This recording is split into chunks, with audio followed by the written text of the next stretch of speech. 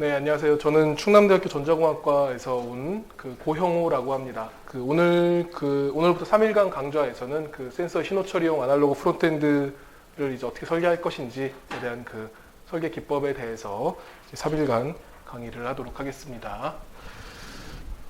일단 본 강좌에서는 일단 총 구성은 3일이고요. 오늘은 일단 흔히들 많이 쓰이는 볼티지 센서들, 볼티지 타입의 신호들, 커런트 타입의 신호들, 아니면은 레지스턴스 타입의 레지스티브 센서들, 아니면은 캐패시티브 센서들, 그런 다양한 센서들의 프론트엔드를 어떻게 구성할지에 대한 개괄적인 내용들을 좀 살펴보고, 그리고 오후에는 레지스티브 센서들을 어떻게 모델링을 할 것인지, 캐패시티브 센서들을 어떻게 모델링을 할 것인지, 그리고 그런 것들을 이용해가지고 간단한 프론트엔드 서킷을 만들어 볼 겁니다. 그리고서 내일하고 모레는 오늘은 일단은 동작하는 회로들을 구현해 보는 것들까지가 이제 오늘 첫날의 목표고, 내일은 오늘 만들어둔 회로들을 가지고서 좀 더 어떻게 하면은 시스테매틱하게 노이즈를 줄일 수 있는지, 이제 그런 관점에서 하루는 컨티뉴어스 타임의 회로들을 위한 초퍼 안정화 회로들, 초퍼 스테빌라이제이션 회로들에 대해 살펴보고, 또 하루는 또 마지막 날은 CDS 서킷, 코릴레이트 더블 샘플링을 이용해서 스위치드 캐패시터 기반의 회로들에서 어떻게 하면 노이즈를 줄일 수 있는지에 대한 그런 설계 기법들을 함께 살펴볼 예정입니다. 주로 오전에는 이론 강의들이 진행이 될 거고요. 오후에는 옆에 실습실로 이동을 해서 실습을 진행을 할 텐데, 일단 오늘은 베릴로그 A를 이용한 레지스티브 센서 및 캐패시티 센서 모델링과 기본적인 리드아웃 서킷들에 대한 얘기들을 진행을 하도록 하겠습니다. 요즘에 워낙 센서 회로들을 많이 사용을 하고 있어서 특별하게 인트로는 워낙 이제 진부한 얘기들이 돼서요. 센서가 이미 여기저기 굉장히 많이 쓰이고 있다라고 하는 얘기들은 사실 몇 년 전만 해도 한 5, 6년 전만 해도 굉장히 참신한 얘기였는데, 요즘에는 이제 너무 당연한 얘기가 돼버렸죠. 그래서 특히 지금 여기 슬라이드는 모바일 센서들에 대한 얘기들만 있지만, 굳이 모바일 센서들이 아니더라도 물론 요즘에는 이제 스마트폰을 중심으로 한 스마트 기기들을 중심으로 해서 다양한 센서들이 적용되고 있긴 하지만, 굳이 이쪽 분야가 아니더라도 다른 분야에도 굉장히 많은 센서들이 적용이 되고 있습니다.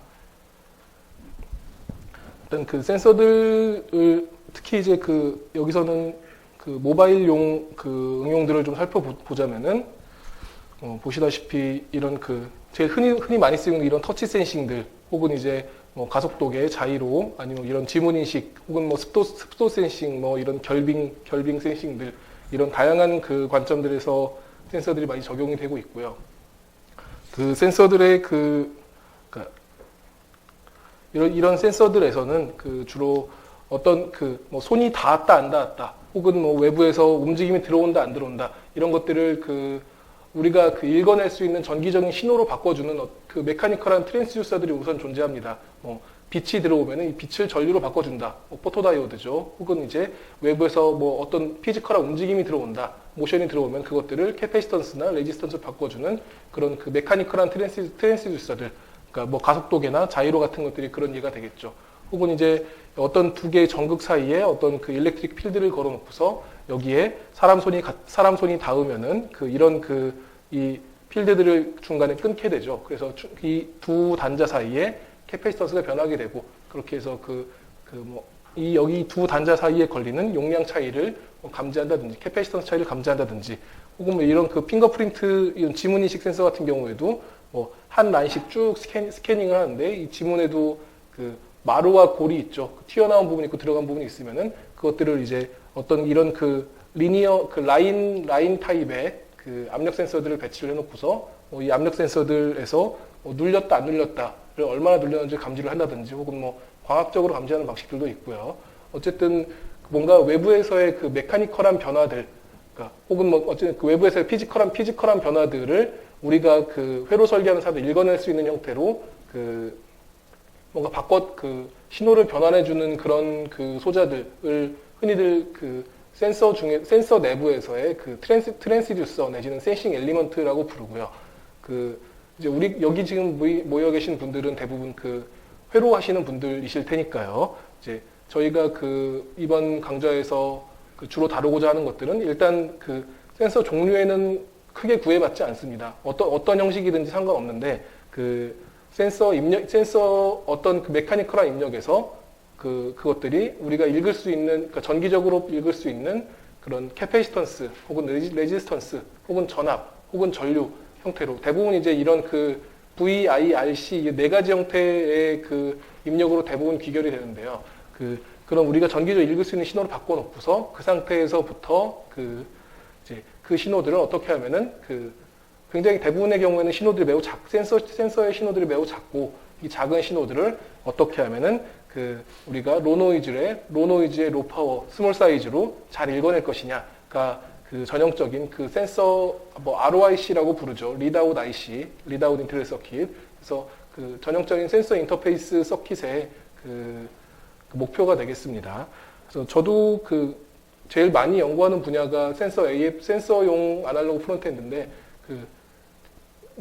굉장히 다양한 연구들을 하고 있긴 하지만 대부분의 경우에 굉장히 작은 미세한 신호들, 한 마이크로볼트대 전압, 혹은 나노암페어대 커런트, 혹은 수 펜토페럿, 아토페럿 수준의 캐패시턴스, 아니면 좀 크면 피코페럿 수준, 혹은 수옴, 수십 미리옴, 그 정도 수준에서의 그런 미세하게 변하는 그런 저항 변화들, 이제 그런 저항 변화들을 굉장히 그러니까 센서 인터페이스 회로들은 대부분의 경우에 굉장히 느립니다. 일단 아날로그 회로의 여러 가지 영역들 중에서도 센서 인터페이스 회로들은 대부분의 경우에 일단 굉장히 로 스피드에 로 파워 그리고 이제 스몰 사이즈로 스몰 사이즈를 추구하는 경우들이 굉장히 많고요. 이제 제가 추구하는 바도 어떻게 하면은 제한된 면적에 제한된 커런트 상에서 최대한 노이즈를 줄일 수 있겠느냐라고 하는 방향으로 주로 연구를 하고 있고요. 많은 칩들을 만들지만 대부분 다 이제 그런 작은 신호들을 어떻게 하면은 로 노이즈로 잘 증폭해서 디지털로 어떻게 잘 변환시킬 것이냐까지 해서 보통은 AFE라는 용어를 많이 쓰는데 아날로그 프론트엔드라는 용어를 많이 쓰는데요. 보통 센서 쪽에서 센서용 AFE라고 하면은 보통 그런 첨단 프론트엔드 각종 센서용 프리앰프들, 레지스티브 프론트엔드, 캐패시티브 프론트엔드 등등등 이제 그런 프론트엔드 더하기 뒤쪽에 아주 로파워의 스몰 사이즈 ADC 정도까지를 포함해서 전체적으로 AFE라고 하는 용어들을 요즘에는 많이 사용을 하고 있습니다. 일단 이런 센서 회로들을 만들기 위해서는 대부분이 회로하시는 분들이긴 하지만 센서 자체 특히 이제 시스템 자체를 이해하실 필요가 있고요. 특히나 센서 회로들에서는 일단 첫 번째로 중요한 거는 당연히 일단 동작해야 되고 캐패시턴스를 혹은 레지스턴스를 잘 전압으로 혹은 전류로 혹은 주파수로 최종적으로는 디지털로 이제 잘 변환시켜 주는 게 필요하고 그 다음으로 이제 중요한 것들이 캘리브레이션입니다. 그러니까 옵셋과 게인을 어떻게 맞춰줄 것이냐. 이제 그리고 시스템의 요구사항 항상 센서라고 하는 것들은 그러니까 어떤 센서 온도 센서를 만들었다라고 하면은 온도 센서가 예를 들어서 아날로그 전압 출력형 온도 센서라고 치면은 그 온도 센서가 상온 27도에서 1볼트가 나와야 되는데 어떤 경우에는 0.9볼트가 나온다. 어떤 경우에는 1.1볼트가 나온다. 그렇게 옵셋 에러가 있겠죠. 혹은 이제 0도에서 10도로 변했더니 그때마다 10mV가 변하더라. 어떤 것들은 20mV가 변하더라. 그런 개인 에러가 있을 테고. 그래서 옵셋과 개인 에러를 함께 캘리브레이션 해줄 수 있는 서킷들이 반드시 필요하고요. 그리고 그러니까 전체적으로는 시스템 자체를 회로 설계하는 사람들 입장에서 이런 캐패시티브 센서 혹은 레지스티브 센서 이런 센싱 엘리먼트들 트랜스듀서 자체를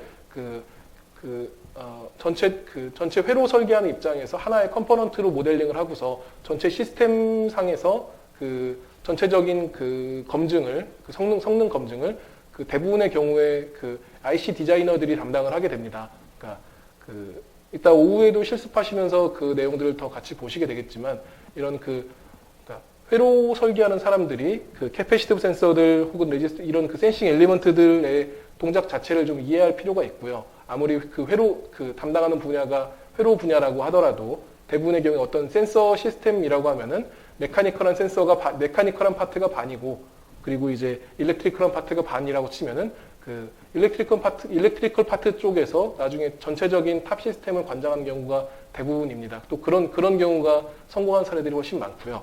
이제 그런 측면에서 보면은 그 어떤 센서 자체의 그 피지컬한 그 동작 원리들을 그 일렉트리컬한 서킷들을 담당하는 사람들이 이해할 필요가 있고, 이제 그런 측면에서 이제 그냥 간단하게 이런 그 센서들 동작 원리들을 좀 살펴보자면은, 일단 많은 경우에 이 캐패시티브 센서들은 일단 요식 하나로 그 전체적인 특성이 좌우가 됩니다. 캐패시턴스는 입실론 곱하기 그 어떤 두 개의 평판이 있으면 두 개의 평판의 단면적과 평판 사이의 거리로 생각하시면 되고요. 그러니까 그 어떤 그 도체 상태에서의 이런 그 두 개의 평판이 있고, 이 평판 사이에 이런 그 거리 d가 있다. 그리고 이 사이를 어떤 유전 물질 입실론을 가지고, 그 입실론이라고 하는 그 퍼미티비티를 가지고 있는 그 부도체 다이렉트릭으로 채워져 있다라고 하면은 이때 그 캐패시턴스가 입실론 A 오버 D로 결정이 되게 됩니다. 그러면은 그러니까 대부분의 캐패시턴스, 대부분의 캐패시티브 센서들은 이 셋 중에 하나를 변화시키는 형태로 적용이 되고요. 그러니까 중간에 입실론이 변하든지, 아니면은 여기 이 단면적이 변하든지, 아니면은 이 두 개의 평판 사이의 거리가 변하든지, 그 세 가지 형태로 그 용량형 센서들의 그 용량 변화가 결정이 됩니다. 그리고 당연히 그 회로 설계하는 사람들은 이제 이런 만약에 이런 캐패시턴스가 있으면은 앞으로 이제 이렇게 어떤 일렉트리컬리 컨트롤, 볼티지 컨트롤드 캐패시터라든지, 혹은 어쨌든 사용자가 외부에서 어떤 입력을 줘가지고 캐패시턴스를 변할 수 있는 형태로 모델링을 해야 되고요. 이때 여기에 입실론이 들어갈 수도 있고, 뭐 A가 들어갈 수도 있고, D가 들어갈 수도 있고요. 이런 신호들이 들어가가지고 이 양단의 캐패시턴스 변화하는 형태로 이런 캐패시티브 센서들을 모델링을 하게 됩니다. 이런 흔히들 보시는 이런 터치 센서 같은 경우에는 여기랑 여기 두 개의 평판 사이에 이렇게 일렉트릭 필드들이 있으면은 그 중간에 원래는 공기만 있었죠. 공기만 있었는데 공기에다 사람 손이 들어와가지고 공기에다가 사람 손으로 중간에 유전 물질, 즉 여기 입실론이 바뀐다라고 생각하시면 되고요. 혹은 이제 여기 이런 것처럼 여기 위에 쪽도 전극이 있고 아래쪽도 전극이 있는데 중간에 어떤 스프링 같이 플렉서블한 일종의 스프링이라고 부르죠. 이 서포팅 빔 사이에 이런 메스가 매달려 있다. 근데 여기 바깥쪽 프레임이 아래 위로 흔들린다. 그러면 관성의 법칙에 의해서 가운데 얘는 이 하얀색은 가만히 있겠죠. 가만히 있는 상태에서 여기 바깥쪽 프레임이 아래 위로 움직이게 되면은 여기 이 아래쪽 까만 판하고 여기 하얀 판 사이의 간격이 변하게 되겠죠. 혹은 여기 위에 쪽 이 판하고 여기 하얀 판하고 사이의 간격이 또 변하게 될 테고요. 그래서 여기 D가 변하는 형태로 캐패시턴스를 감지를 하게 됩니다. 혹은 이제 여기 보시는 것처럼 이런 유량계 내지는 보통 자동차에서도 많이 쓰이고 혹은 여러 가지 세탁기 등등에서도 많이 쓰이는데 이런 중간에 공기가 차 있을 때하고 물이 차 있을 때 공기의 유전율과 물의 유전율이 서로 다르겠죠. 그래서 여기 물이 쭉 차오르는 만큼 여기 이 전극과 이 전극 사이에 수위가 쭉 차오르면서 입실론이 바뀌게 된다. 혹은 이제 이런 플루이드 레벨 센서 같은 경우에는 이런 타입의 센서들도 많이 있고, 혹은 자동차 엔진 오일 같은 것들, 그런 엔진 오일 점도 변화들, 만약에 엔진 오일이 좀 시간이 지나가지고 변성이 됐다. 그러면은 그때마다 입실론이 바뀌게 되면은 같은 레벨에서도 이제 입실론이 바뀌어가지고 캐패시턴스가 얼마 이하가 되면은 엔진 오일을 갈아야 된다라고 그렇게 알람을 떠준다든지 그런 식의 응용들이 많이 사용이 되고 있고요. 혹은 압력 센서 같은 경우에도 고도계로 쓰이기도 하고, 혹은 압력 센서 자체로도 많이 혈압을 잰다거나 그런 식의 압력을 잴 때에 보면은 이 안쪽에 이제 어떤 진공 상태 혹은 절대 압력이 있고 바깥쪽 압력이 있으면은 이 양단의 압력 차이에 의해 가지고 이 굉장히 플렉서블한 이런 얇은 멤브레인이 이렇게 디플렉션이 생기게 됩니다. 그러면은 여기 이 멤브레인의 디플렉션 생겨서 여기 사이에 D가 변하게 되고, 이 D가 변해서 D가 변해가지고 캐패시턴스가 변하게 되겠죠. 혹은 이제 뭐 이런 그 습도 센서 같은 경우에도 중간에 이 그 물기를, 그러니까 그 습기를 흡수할 수 있는 이런 그 폴리머 다이렉트릭들이 있고, 이것들의 이제 습도를 흡수해가지고 그 양단에 이 크롬하고 그 타이타늄 레이어 사이에 그러니까 캐패시턴스가 변하게 된다거나 이런 식으로 대부분의 캐패시티브 센서들이 동작을 하게 되고요.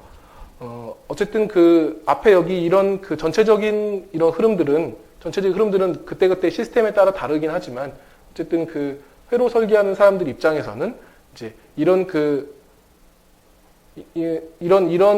캐패시티브 센서들의 그 모습을 이제 전체적인 그 일렉트리컬 서킷 시뮬레이션 할 수 있는 환경으로 가져와야 되고요. 가져올 때 지금 내가 그 센싱하고자 하는 센서의 신호가 그 노미널 캐패시턴스가 몇 피코페럿이다. 거기에서 이제 어떤 외부 입력에 따라 가지고 몇 펜토페럿이 변할 거다 등등의 그 값들을 이제 이렇게 그 모델링을 해서 그 전체적인 그러니까 흔히들 그 센서와 서킷을 서로 그러니까 피지컬한 시스템과 일렉트리컬 시스템을 코 시뮬레이션 한다는 표현을 많이 쓰는데요. 그 전체적인 그 시스템을 검증하는 입장에서 그러니까 원래는 이런 그 베리어블 캐패시터 같은 이런 소자들이 그 실제로 우리가 흔히 사용하고 있는 케이던 시스템 같은 데에서는 제공하지 않는데, 이런 것들을 이제 모델링을 해서 만들어 놓고 거기에서 외부의 전압 신호라든지 전류 신호 같은 것들로 그 이런 캐패시턴스를 컨트롤 해가지고 이런 그 손이 닿았다 안 닿았다 혹은 습도가 얼마가 들어갔다 안 들어갔다 등등을 이제 시뮬레이션 상에서 모사를 해야 되는 게 이제 그 센서용 인터페이스 회로들을 설계할 때 첫 단계가 되겠습니다. 레지스티브 센서들 같은 경우에도 굉장히 다양한 경우에 많이 쓰이게 되는데요. 이런 가속도 센서, 압력 센서, 터치 센서, 스트레인 센서 등등등 이제 많이 사용되게 되는데, 흔히들 요렇게 생긴 모양들이 그 스트레인 게이지로 많이 사용되는 모습이고요. 그 스트레인 게이지 같은 경우에는 이제 지금 여기 이 한 줄 한 줄들이 이렇게 꼬아놔가지고 실제로 펴보면 굉장히 긴 길이고, 이 상태에서 만약에 여기 이 세로 방향으로 이 판이 휘어졌다. 세로 방향으로 이렇게 휘어졌다고 생각하면은 그때마다 여기 이쪽으로 그 길이가 길어지게 되겠죠. 만약 이것들을 어떤 메탈 라인이라고 치면은 메탈 라인이 길이는 길어지고 똑같은 어떤 메탈 철사를 쭉 당기면은 길이는 길어지고 단면적은 얇아지죠. 그러면은 보통 어떤 저항이 단면적은 A고 길이가 L 여기를 L이라고 하면은 이제 어떤 비저항 곱하기 L per A로 그 저항값이 결정이 되니까요. 그때 이제 단면적은 얇아지고 길이는 길어져가지고 저항값이 커지게 됩니다.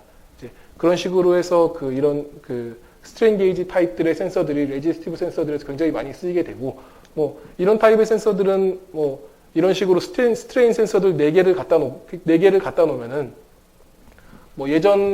지금도 요즘 많이 쓰이고 있는 그런 압력 센서들, 아니면은 요즘에는 대부분 캐패시티브 타입이긴 하지만 예전엔 이런 터치 스크린도 꾹꾹 눌러서 사용하는 그런 그러니까 뭐라고 하죠?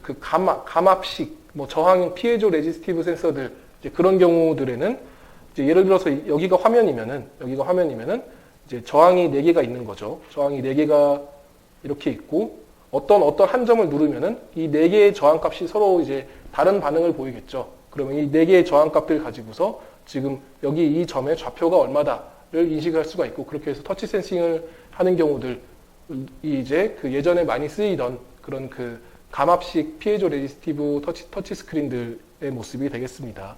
이제 어쨌든 이런 식으로 뭔가 이렇게 꼬여있는 형태, 이런 꼬여있는 형태로 사용하는 그런 스트레인 게이지 타입들의 센서들이 이제 어떤 저항을, 피지컬한 변화들을 저항으로 감지하겠다라고 할 때 많이 쓰이는 형태들이 되겠습니다. 대부분의 경우에는 이제 어떤 센서 인터페이스 서킷이라고 어떤 물리적인 신호를 전기적인 신호로 바꿨다라고 하면은 그때는 크게는 4가지 형태인데요. 이제 우선은 전압, 아니면은 전류, 아니면은 저항, 아니면은 캐패시턴스.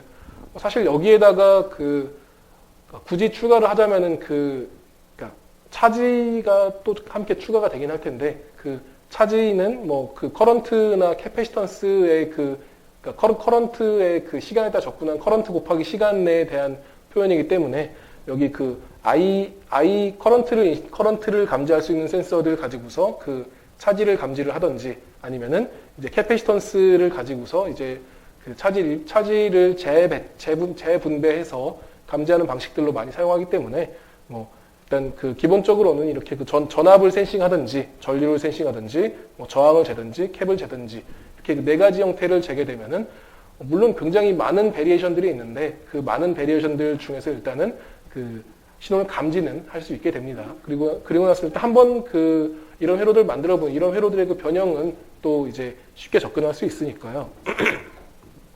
그 전압을 재는 방식들은 일단 가장 흔하게는 그 볼티지 입력을 받아가지고 볼티지를 출력하는 방식들. 그러니까 흔히들 그 전압으로 들어오는 신호들이 애당초에 그 저항값 자체가 그 미세한 전압으로 나오는 그 제일 흔한 경우가 그 휘트스톤 브릿지 형태의 그러니까 어떤 뭐 저항값이 이렇게 4개가 있다. 이렇게 저항값이 4개가 있으면은 이 저항들이 이렇게 4개가 서로 바뀐다. 그러면은 여기랑 여기 두 군데를 재게 되면은 여기 위에 쪽과 아래 쪽은 그 높은 전압, 낮은 전압을 걸어주고, 그럼 여기 양단에 미세한 전압이 걸리게 되죠. 이제 이렇게 해가지고 그 저항값 자체를 우선 미세한 전압 변화로 바꿔가지고 이 전압 변화를 잘 증폭하겠다라고 하는 식의 방식들이 가장 흔한 전압 투 전압 증폭기 방식이 되겠고요. 혹은 이제 그 저항값을 커런트로 바꿔서 커런트로 바꾼 다음에 커런트 투 볼티지 앰프, 트랜스 임피던스 앰프로 증폭하는 경우 아니면은 애당초에 센서 출력 자체가 커런트 출력인 경우들, 흔히들 이제 포토다이오드 출력들 같은 경우가 이제 이런 경우들이 해당이 되겠습니다. 혹은 이제 캐패시턴스 투 볼티지 컨버전, 이제 그 캐패시턴스를 차지 앰프 혹은 이제 캐패시티브 트랜스 임피던스 앰프 CTIA라고 부르고요. 이제 그런 스킴들을 이용을 해가지고 C2V 컨버전을 하는 경우들, 이제 우리가 본 강좌에서 다루게 될 그 주된 형태가 이 두 가지 형태가 되겠습니다. 혹은 이제 그 뒤에 다른 굉장히 다양한 스킴들이 있는데, 뭐 RC 딜레이를 카운팅을 해서 뭐 R이 변하든지 C를 변하든지 그 딜레이를 카운팅을 하겠다. 혹은 이제 캐패시턴스 자체를 프리퀀시로 바꿔가지고 이제 캐패시턴스 투 프리퀀시 아니면은 캐패시턴스 투 펄스 위스로 바꿔서 그 카운팅 베이스로 그 센서 신호를 읽어내는 경우들도 굉장히 많이 있고요. 혹은 이제 그 저항값 자체를 뭐 커런트로 바꿔서 혹은 이런 그 브릿지 형태를 뭐 AC 브릿지 형태로 바꾸는 형태들, 뭐 이런 다양한 스킴들이 있는데 일단 이번 3일간을 통해서 여러 가지 스킴들을 이제 소개를 하고 같이 실습을 해볼 텐데 일단은 주로 우리 수업에서 우리 강좌에서 다루게 될 내용들은 위에 2개 내용들이 되겠습니다. 제일 많이 쓰는 그러니까 지금 이렇게 위에 2개를 선정을 한 이유는 이 2개가 제일 전통적인 방식에서 가장 많이 쓰이는 스킴이어서 그렇고요. 이제 흔히들 많이 쓰이는 이런 볼티지 앰프 형식 혹은 이제 IA 인스트루멘테이션 앰프를 이용을 하게 되면은 이제 볼티지 앰프나 인스트루멘테이션 앰프를 이용하게 되면은 일단 미세한 전압 신호들을 충분히 잘 증폭할 수가 있고요. 혹은 이제 저항 신호들을 증폭하는 용도로 이제 그런 전압 투 전압 V to V 증폭기 혹은 이제 아주 하이 인풋 임피던스의 하이 게인을 가지는 IA 인스트루멘테이션 앰프를 이용해 가지고 전압이나 저항 형태를 이제 센싱할 수가 있고, 혹은 이제 이 트랜스 임피던스 앰프, 그러니까 TIA 보통 이제 뭐 TIA라고 부르고요. 앞에 이제 트랜스 임피던스를 매우 키우기 위해 가지고 간혹 이제 종종 이제 캐패시티브 TIA를 많이 쓰는데 CTIA를 많이 쓰는데, 이런 CTIA를 사용을 하게 되면은 이제 커런트 혹은 이제 저항 혹은 캐패시턴스 신호들을 잘 증폭을 할 수가 있게 됩니다. 그래서 이 2가지 형태에 대해서 앞으로 3일 동안 쭉 살펴보게 될 테고요. 이 2가지 형태가 또 어떤 카운팅 베이스의 카운터로 동작하는 그런 AFE들을 제외하고 나면은 지금 시중에 상용화되어 있는 혹은 이제 그 논문으로 퍼블리시 되고 있는 그 대다수의 기술들을 그 커버를 할 수가 있습니다. 그리고 위에 쪽에 있는 볼티지 앰프나 인스트루멘테이션 앰프 쪽에서 위에 쪽 여기 이쪽 스킴에서 파생돼서 나온 혹은 이제 위에 쪽에 흔히들 로 노이즈 및 로 파워를 동시에 만족시키기 위해서 적용되는 스킴들이 내일하고 모레를 거쳐 가지고 함께 소개하게 될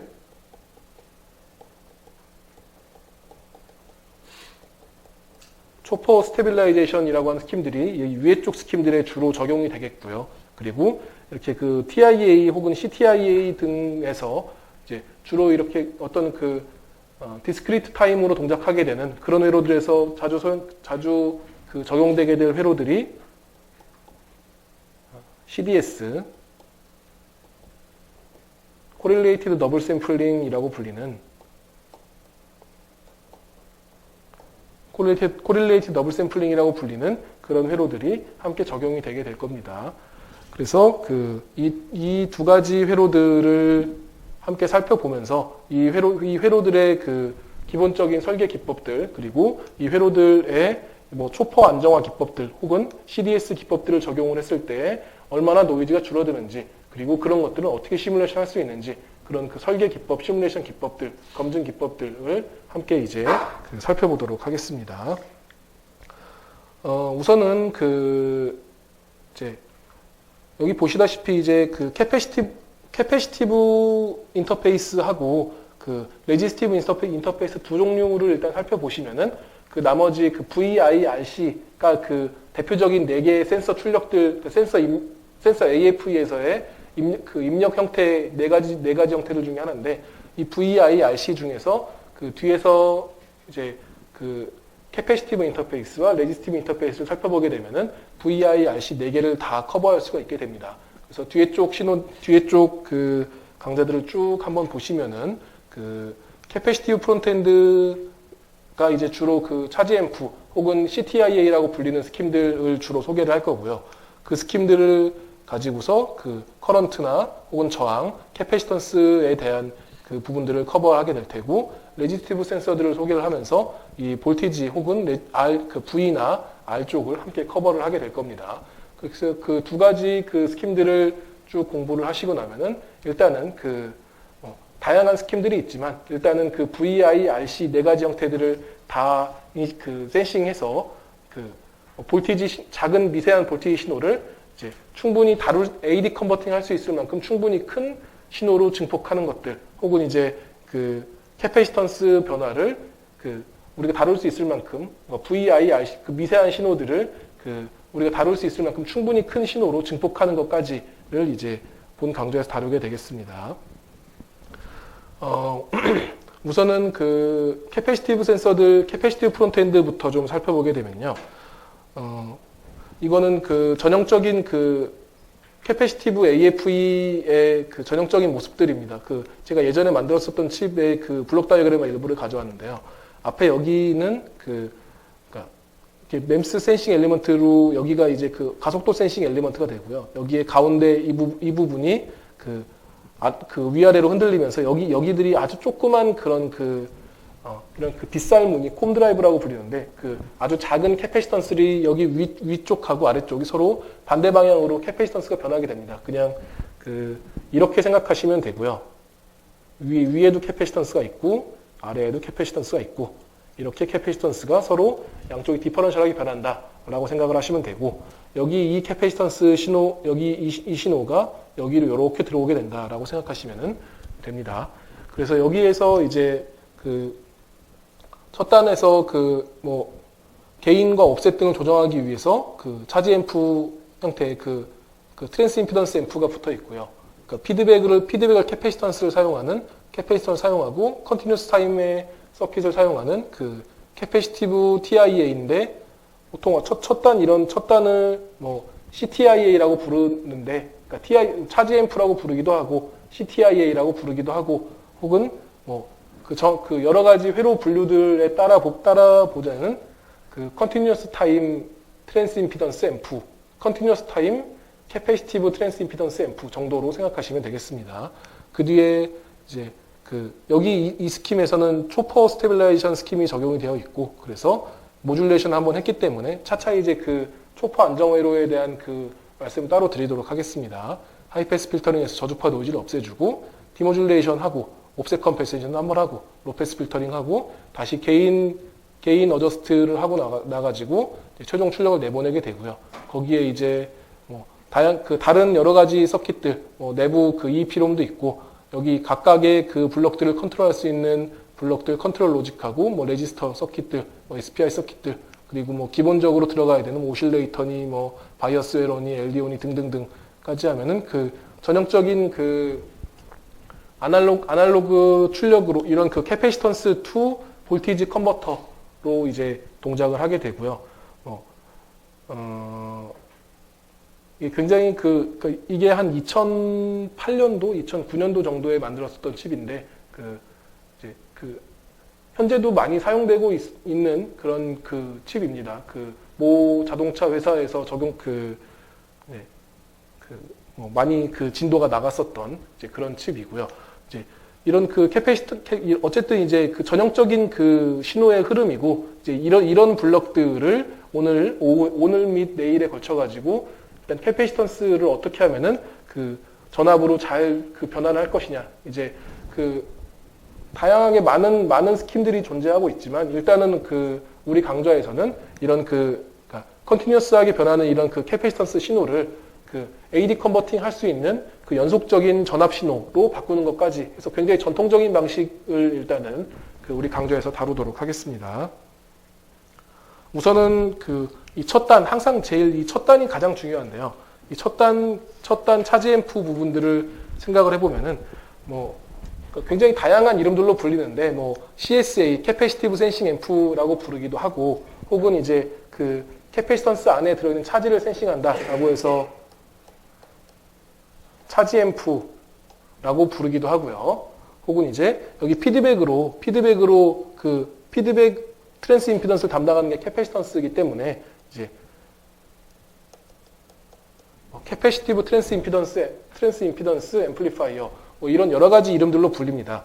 이제 가장 단순한 형태는, 그러니까 일단 기본 형태는 일단 입력으로 이렇게 캐패시턴스 두 개 변하는 게 있다, 디퍼런셜하게 변하는 게 있다라고 하면은 잠깐 옆에 슬라이드를 잠깐 쓰겠습니다.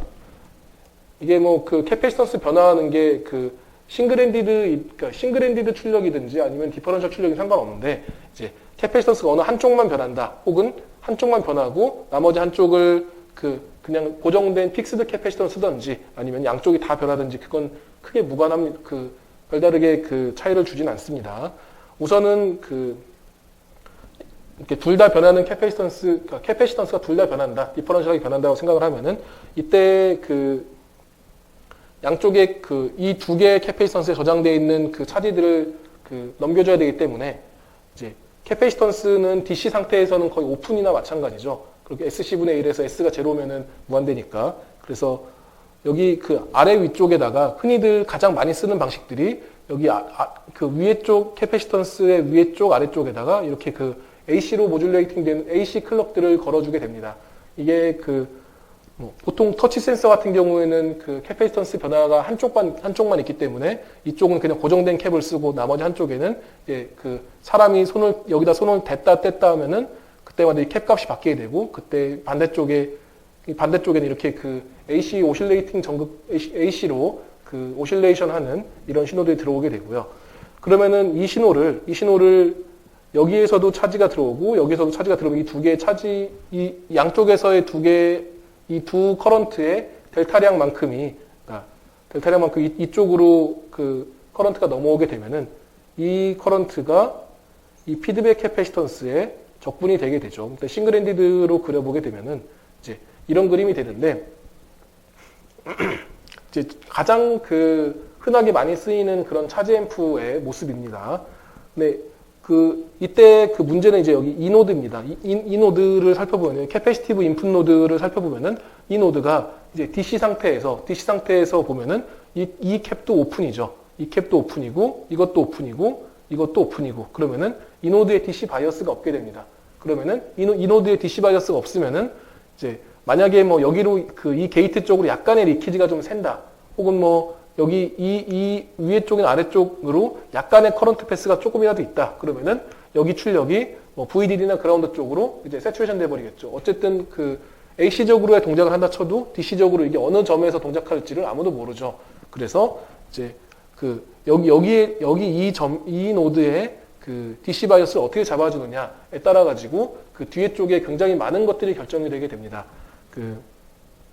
일단 여기에 그래서 굉장히 큰 저항 이렇게 잡아주든지 아니면은 여기에서 뭐 이렇게 잡아주든지 어쨌든 굉장히 큰 저항이 필요하게 되는데, 그러니까 여기도 C1이고 여기를 C2, 여기를 CF라고 하면은 여기 출력 V5는 여기가 이제 0V랑 1V로 왔다 갔다 한다고 치면은 CF분의 C1 빼기 C2로 출력이 나오게 되고요.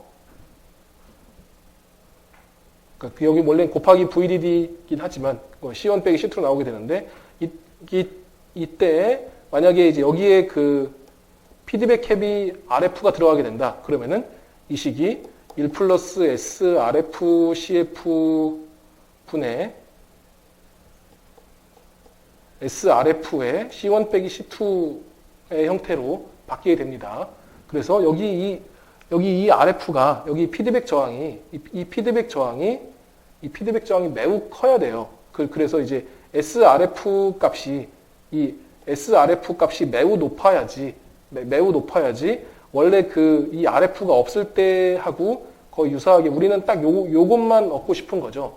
이 피드백 캡은 고정되어 있는 거고 이 양단 캡 값의 변화에 따라 가지고 출력이 이 캐패시턴스 변화가 출력으로 고스란히 나오게 하고 싶은 건데, 이제 그때 앞에 이런 비선형적인 텀들이 끼어 있으면은 이제 우리가 원하는 형태가 아니게 됩니다. 그래서 일반적으로 이 SRF 값을 그러니까 S 곱하기 RF 값을 매우 높게 만들어주는 게 중요하고요. 그러려면은 이제 방법은 이제 두 가지 케이스가 있죠. 우선은 주파수를 매우 높인다.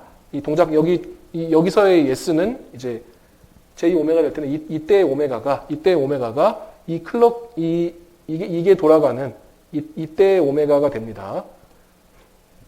그래서 여기 이 클럭을 매우 높여준다.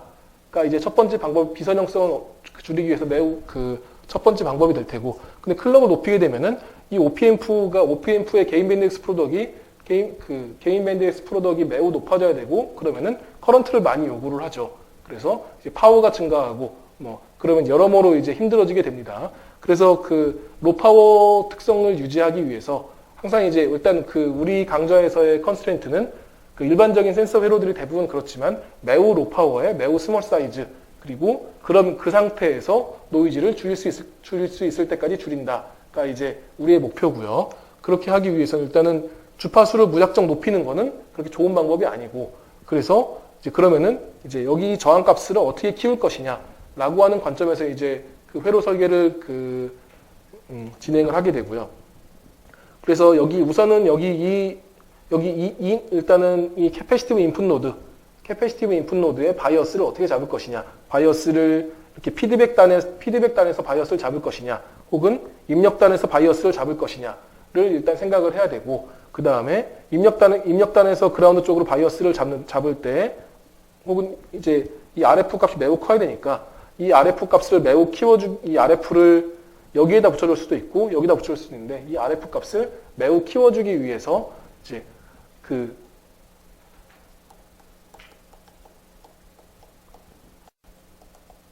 컨티뉴어스 타임 회로로 만들 수도 있고, 혹은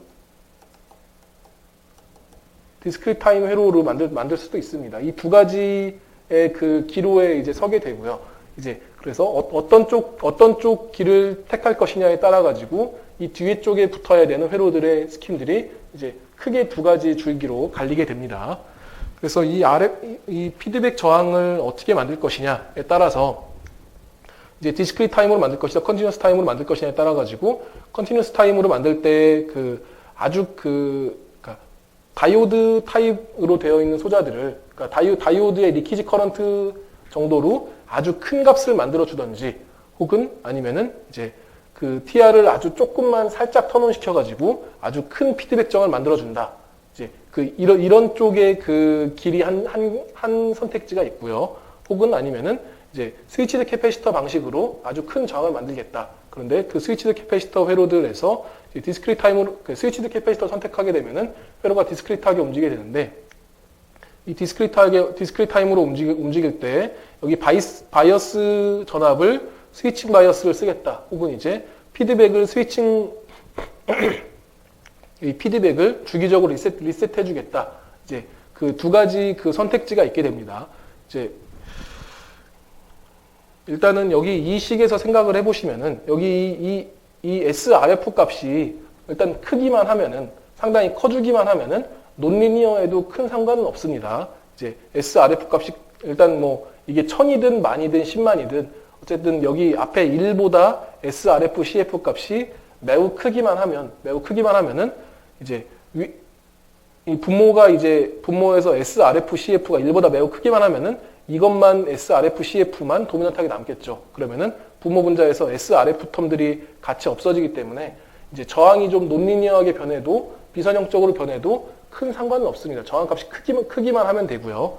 근데 이제 그 여러 가지를 고민을 해야 될 게 일단 뒤에 쪽의 얘기들을 드리기 전에 여기에서 조금 더 그 생각을 해보면은 이제 그 우리의 고민은 여기 이 노드요.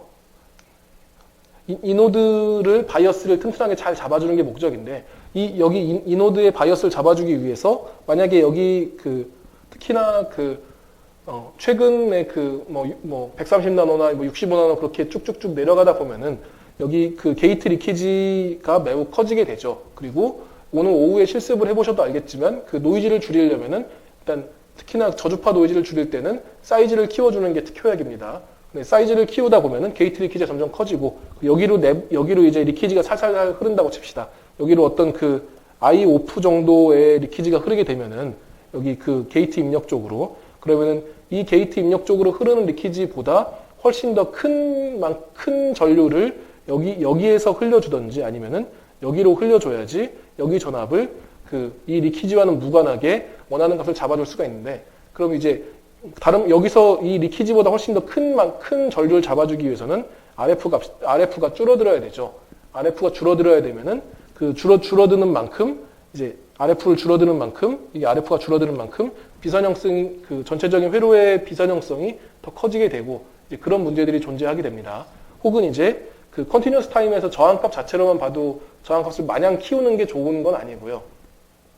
디스크리트 타임에서 생각해봐도 여기 이 RF를 뭐 이런 그 스위치드 캐패시터 형태로 뭐 이렇게 만들든지 여러 가지 타입들이 이렇게 만들든지 아니면은 리셋만 해주면 되니까 이렇게 만들든지 뭐 여러 가지 타입들이 있을 수가 있습니다. 혹은 이렇게 페러스틱 인센시티브하게 이렇게 만들 수도 있겠죠. 이 타입이나 이렇게 여러 가지 타입들로 이런 저항들을 구현할 수가 있는데 이런 저항들을 구현할 때 이 스위칭을 얼마나 빠르게 할 것이냐가 이제 여기가 여기 이 노드에 여기 저항들이 없다. RF들이 없을 때에는 이 노드가 일단 DC적으로는 플로팅 상태입니다. 근데 이게 얼마나 DC적으로 DC 바이어스를 유지하느냐는 이 노드에서 다른 데로 얼마나 전류들이 새느냐. 여기로도 특히 여기 이쪽 게이트 쪽으로 얼마나 리키지가 새느냐가 문제고요. 그러면은 여기를 한번 일단 리셋을 시켜가지고 전압을 잡아놓고서 그 다음에 그 리키지가 쭉 흘러가지고 그 리키지 흐르는 만큼 여기 전압들이 그 아래로 움직이겠죠. 그럼 그 움직여가지고 그 선형적인 동작본 DC 바이어스 포인트를 벗어나기 전에 다시 리셋해서 원상복귀 시켜주고 또 그 다음에 증폭 동작을 하고 나서 다시 또 리셋해서 원상복귀 시켜주고 그런 동작들을 해야 되는데 그러면은 여기 이 리키지로 인해 가지고 여기 DC 바이어스 포인트가 변화하기 전에 어떤 원하지 않는 점으로 가기 전에 다시 빨리 리셋을 시켜주는 동작들이 필요하게 되죠. 이제 그래서 그 리셋 동작들을 빠르게 리셋 주기가 점점 짧아져야 되는데 짧아질수록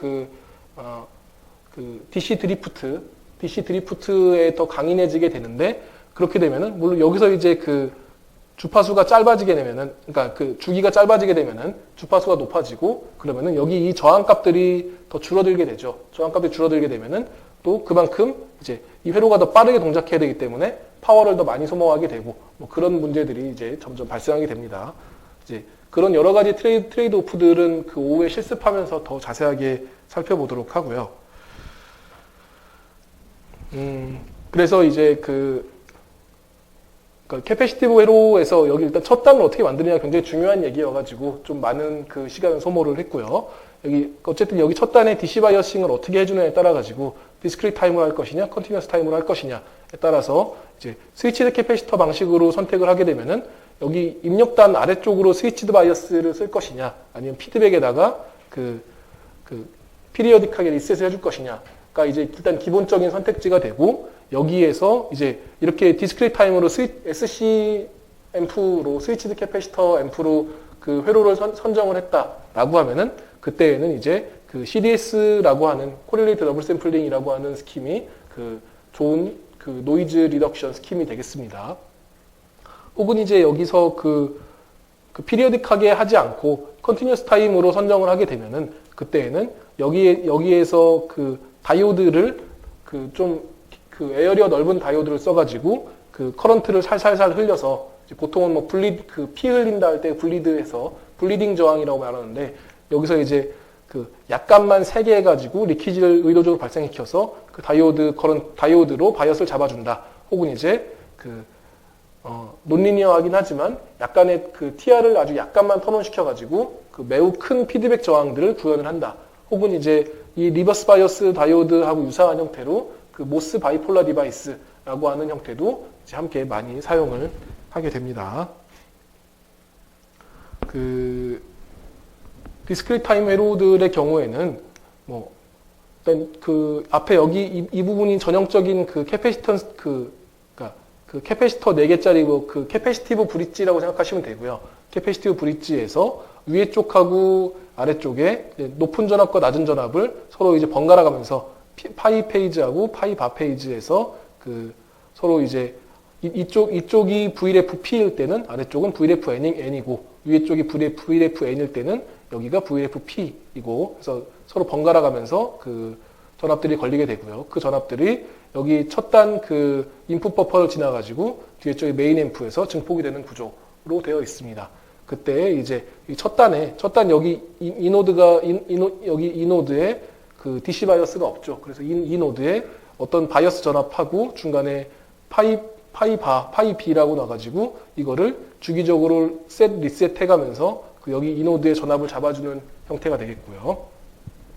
혹은 이제 여기 이렇게 그 두 개의 캐패시턴스가 변하고 캐패시턴스의 그 중간에 공용 노드에다가 클럭을 걸어주게 됩니다. 클럭을 걸어가지고 여기에서 AC 모듈레이션을 해주고서 첫 단 회로에서 피드백 캡으로 이 신호들을 증폭해주는 형태가 되겠죠.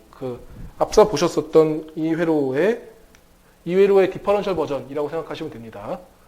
이 회로의 디퍼런셜 버전인데 거기에 그 피드백으로 이렇게 그 스위치를 두 개를 달아놨죠. 그래서 그 P1 페이지에서는 P1이 하이인 페이지에서는 여기 닫혀가지고 출력으로 그냥 중간 그 입력 인풋 커먼 모드가 버퍼링에서 나오다가 그래서 여기 이 노드 여기 입력 캐패시티브 입력 노드 여기하고 여기 두 개를 둘 다 이제 그 커먼 모드로 잡아놓고 그 다음에 P1을 풀어서 여기 캡값 변화를 피드백 캡에 적분시켜가지고 신호를 내보내고 다시 또 리셋하고 내보내고 그런 식으로 신호들 증폭을 하게 되겠습니다. 그때 이제 이런 그 디스크리트 타임 회로들에서의 그 제일 큰 문제점은 이제 우선은 이렇게 스위치가 닫혔다 열렸다 하면서 생기는 그 흔히들 말하는 스위칭 노이즈라고 불리죠. 이제 클럭 피드스루 혹은 이제 차지 인젝션이 일단은 큰 문제가 되고요. 그래서 최종 출력에서 보면은 깨끗하게 나와야 되는 아날로그 신호들의 이런 아날로그 신호들의 이렇게 스파이크들이 털들이 많이 생기게 됩니다. 이제 이런 그러니까 차지 인젝션이나 클럭 피드스루로 인한 스위칭 노이즈들이 일단은 큰 문제가 되고 또 더 큰 문제점은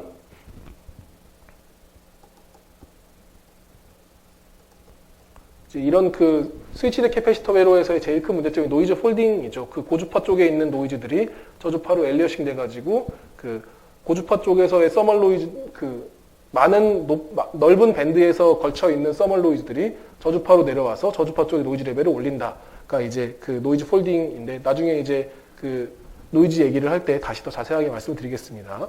그래서 노이즈 폴딩하고 클럭 스위칭 노이즈들이 제일 큰 문제점이 되고요.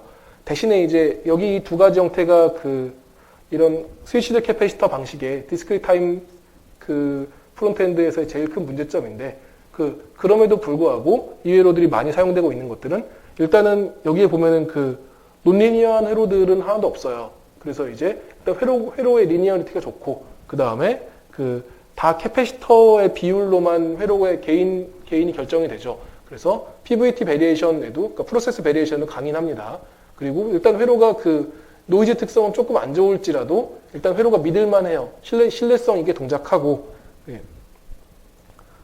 그래서 일단 이렇게 큰 저항들이 꽤나 말썽을 일으키는데, 그리고 뒤쪽에서도 말씀드리겠지만 이런 큰 저항들을 구현하는 입장에서 보면은 굉장히 아날로그 설계하는 사람들이 싫어하는 영역에서 동작을 시켜요. 그러니까 모델 파라미터들의 정합성이 매우 떨어지는 거의 리키지 수준에서 과연 이게 시뮬레이션으로는 1기가옴의 저항을 구현을 했지만 실제로 이게 1기가옴이 나올지, 이 저항 양단으로 1나노암페어밖에 안 흐르는데 실제로 1기가옴이 나올지가 굉장히 의아한 이제 그런 아날로그 엔지니어들은 별로 안 좋아하는 영역에서 회로를 동작시켜야 되고요. 근데 이런 SC 회로들에서는 그런 일들이 없어요. 그래서 굉장히 반드시 회로를 성공시켜야 되겠다라면은 저는 이제 이런 스위치드 캐패시터 타입의 회로들을 추천을 하고요. 근데 노이즈를 정말 줄여야 되겠다. 같은 동일한 파워 내에서 저도 SC 회로도 많이 쓰고 초퍼 회로도 많이 쓰는데, 그러니까 컨티뉴어스 타임 회로도 많이 쓰는데, 그러면은 이런 디스크리트 타임 회로들에 비해서 확실히 컨티뉴어스 타임 회로들이 동일한 파워에서 비교해 보면은 동일한 파워의 동일한 면적에서 훨씬 더 낮은 노이즈 레벨을 얻을 수 있긴 합니다. 이제 그 얘기도 차차 이제 드리도록 하고요. 디스크리트 타임 회로들에서의 CDS 얘기는 이제 CDS 쪽을 모레 할 때 다시 이제 드리도록 하겠습니다. 그리고 컨티뉴어스 타임 회로들의 경우에는 이제 앞에 여기 이만큼은 이제 전형적인 OPMF 회로고요. 여기에서 OPMF 캐패시티 회로의 입력단에 그냥 버퍼입니다. 인풋 버퍼인데 인풋 버퍼의 입력단에다가 큰 다이오드를 하나 달아놓은 거죠. 그래서 앞에서 이제 어떤 캐패시턴스 변화가 캐패시턴스가 이렇게 바뀌게 되면은 이거를 지금은 이렇게 버퍼링 해가지고 여기 두 신호의 AC 디바이드 된 값을 받고 있는데, 이때 여기에 아주 큰 다이오드를 가지고서 리버스 바이어스 시켜서 다이오드로 이렇게 저항을 구현해 놓은 이런 형태가 되겠습니다. 이제 이러면은 일단 면적은 굉장히 작아요. 면적은 이런 다이오드들 끼케야 한 4x4, 한 3x3, 이 정도 굉장히 작은 사이즈의 저항을 가지고서 한 수 기가옴 정도의 저항을 구현을 하는데요. 사실 이제 1기가옴을 칩 안에 그냥 폴리 레지스터로, 하이 폴리 레지스터로 넣는 거는 사실 말도 안 되죠. 1kΩ per square라고 하면은 1기가옴이면은 10의 6승 스퀘어가 필요하죠. 10의 6승 스퀘어가 필요하면은 이거는 1000x1000 저항 하나만 이제 10의 3승 디자인을 고려하지 않아도 이제 1kΩ per square짜리도 1000x1000의 저항을 넣어야 되니까 이제 리니어한 폴리 저항으로 구현을 하겠다라면은 칩의 상당 부분을 저항 하나만 가지고서 써야 되고, 이걸 또 디퍼런셜로 써야 되겠다. 그러면은 칩 사이즈 다 먹죠. 이걸로. 그래서 이제 그냥 폴리 저항으로 구현하는 거는 좋은 방법이 아니고, 그래서 작은 사이즈로 구현하기 위해서 이런 다이오드의 리키지 정도로 다이오드의 리키지를 한 수십 피코암페어에서 나노암페어 정도까지 흐르게 되는데, 그런 다이오드의 리키지 가지고서 기가옴대의 저항들을 매우 작은 에어리어에 구현할 수가 있습니다. 네. 네.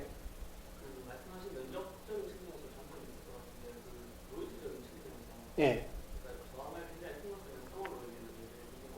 예, 예, 예. 다이오드, 그러니까 일단 그 저항 자체에서의 뭐 4kTR 정도의 루트 4kTR 정도의 몇 볼트 퍼 루트 헤르츠 정도 한 단위는 요 정도 되고요.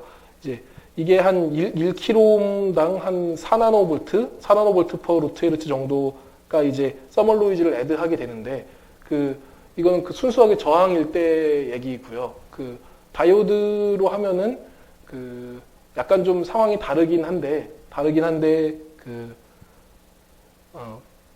그리고 이게 그 신호의 그 증폭 패스에 들어있지 않아가지고요. 그 노이즈 소스가 병렬로부터 노이즈를 커런트 소스로 표현했을 때 병렬로 붙어 있는 형태가 돼가지고 큰 영향을 주지는 않습니다. 그게 그러니까 만약에 여기서 보시면은 여기 이 저항 그러니까 여기 이 다이오드로 이쪽으로 노이즈가 들어오게 되는데 이 노이즈가 들어오는 거하고 이게 메인 증폭은 이쪽으로 이렇게 증폭이 되기 때문에 여기에 병렬로 붙어 있는 커런트 소스가 그러니까 큰 영향을 주지는 않고요.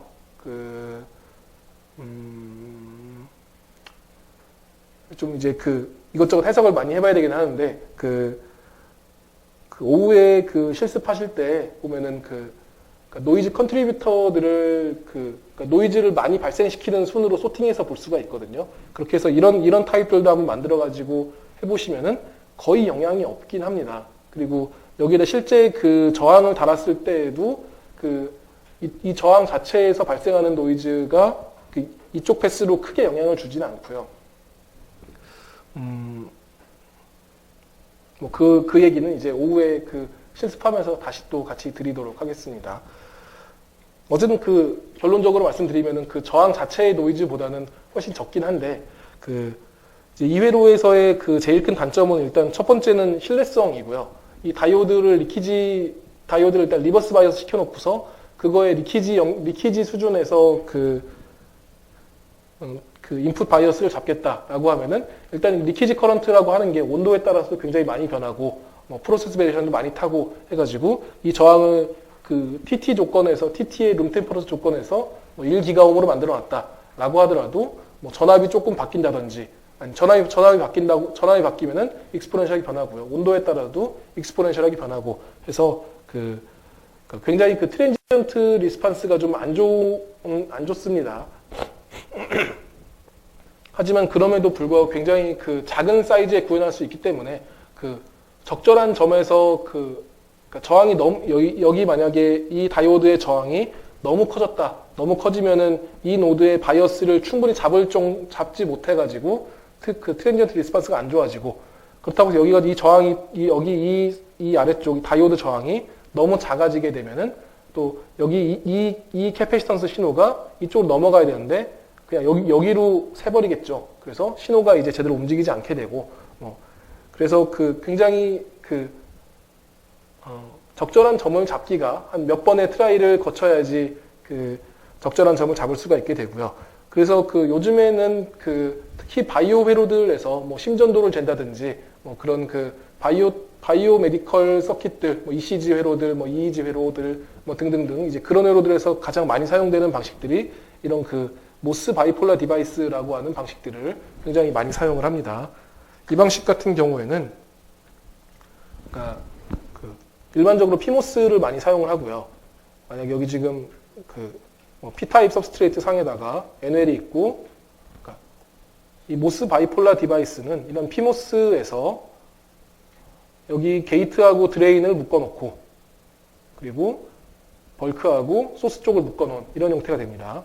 그래서 NL에 P액트가 있고 여기 N 플러스가 있으면은 이제 여기를 바디라고 하고 소스 게이트라고 합시다. 게이트 여기 드레인 여기가 벌크면은 여기 드레인하고 게이트를 벌크를 이쪽을 소스라고 하죠.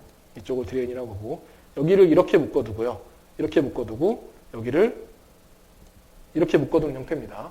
이렇게 묶어두면은 이제 이 회로의 이름을 모스 바이폴라라고 부르는데, 이 모스 바이폴라 소자라고 불리는 이유는 이제 피모스니까 이제 만약에 이제 이만큼이 저항의 양단이라고 생각을 하면은 이 양단이 그냥 저항입니다.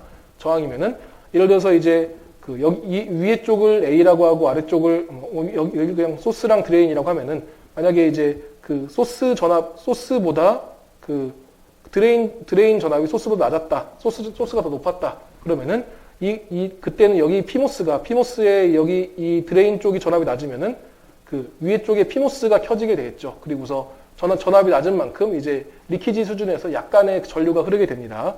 그래서 여기 위에 쪽에 모스 디바이스에서, 그러니까 그러니까 드레인 전압이, 그러니까 VD가 VS보다 낮은 경우에는, 이 경우에는 피모스가 뭐 사실 온까지는 아닌데, 이제 피모스가 동작해가지고 약간의 전류를 흘리게 되겠죠.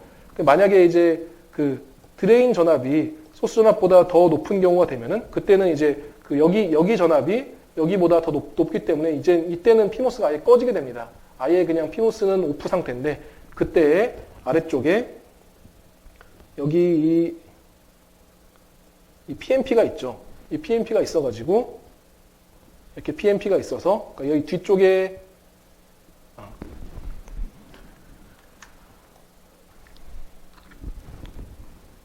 여기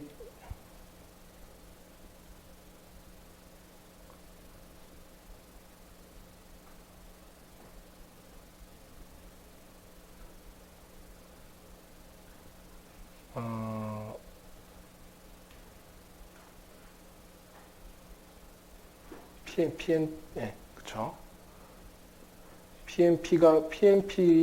여기를 PNP가 있죠. 그리고 여기 이 벌크하고 이렇게 묶여있는 형태입니다. 그래서, 그러니까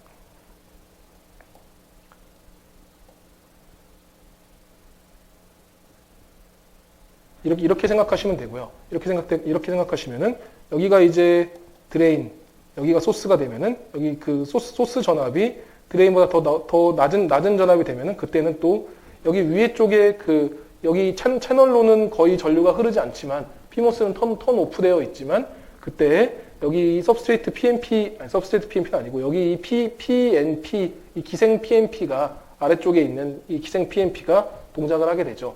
그래서 이 PMP가 살짝 턴온 돼가지고, 이쪽으로 전류를 약간 흘릴 수가 있게 됩니다. 그래서 전류가 이제 이쪽으로 흐를 때는 피모스가 동작을 하게 되고, 이쪽으로 흐를 때는 PMP가 동작하게 되고, 그래서 이제 여기 표면에 있는 그 모스하고 아래쪽 벌크 쪽에 있는 PMP하고가 서로 이제 양방향을 담당을 하게 돼서 모스 바이폴라 디바이스라고 부르고요. 보통 최근에는 많이들 사용하는 방법이 이렇게 두고 이거를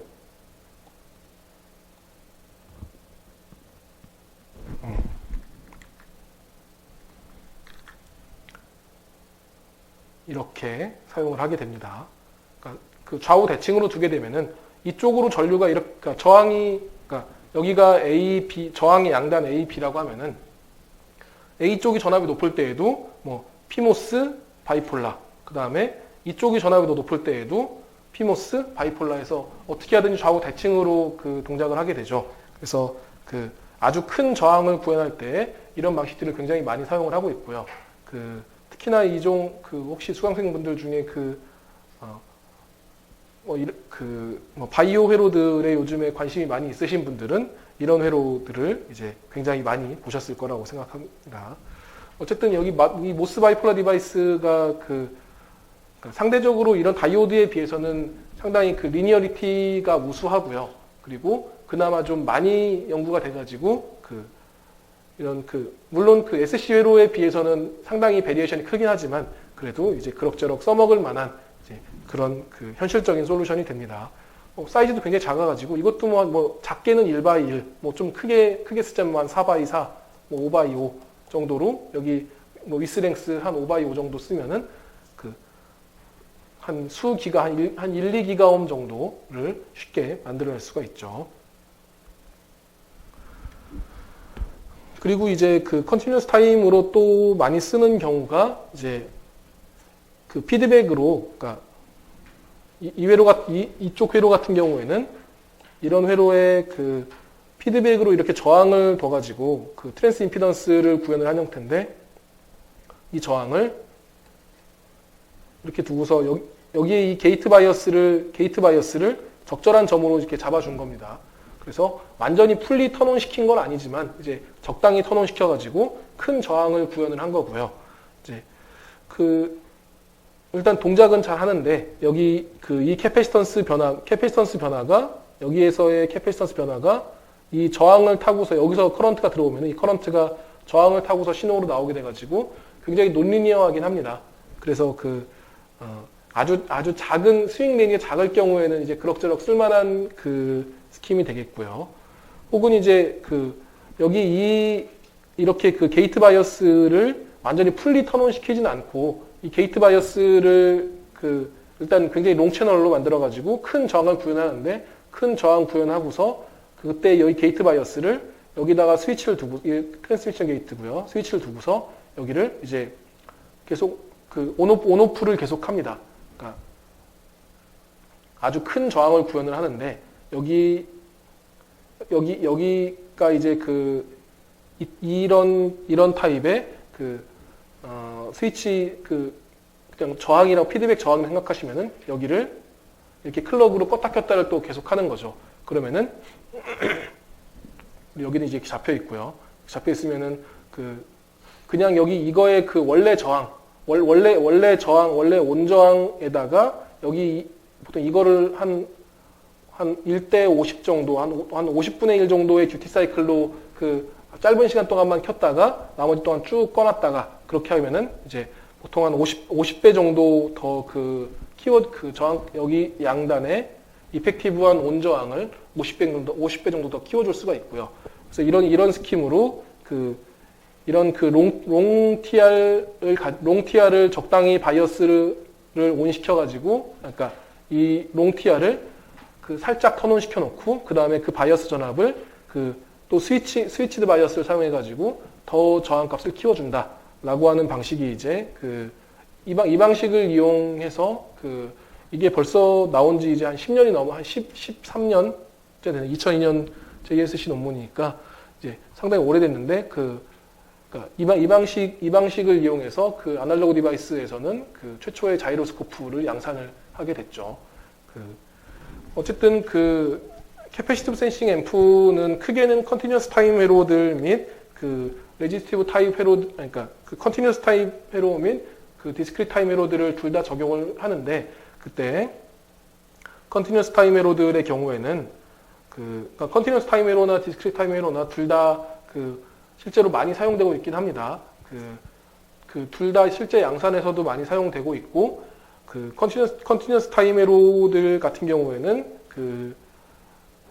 최근에 센서 인터페이스들 많이 발표하는 회사들 기준으로 보자면은 이제 ADI 쪽에서 굉장히 즐겨 사용하는 방식들이고요. 물론 이제 페이퍼 퍼블리시 하는 것들 기준으로 보면은, 그리고 이제 ST나 TI도 굉장히 컨티뉴어스 타임들을 선호하고, 그러니까 ST 마이크로 같은 경우에는 스위치드 캐패시터 방식들을 주로 이용한 페이퍼들을 많이 발표하고, 어쨌든 저도 두 가지 방식들을 다 써보면은 둘 다 이제 장단점은 뚜렷한데 그때 용도에 따라 가지고 사용을 하시면 되겠습니다.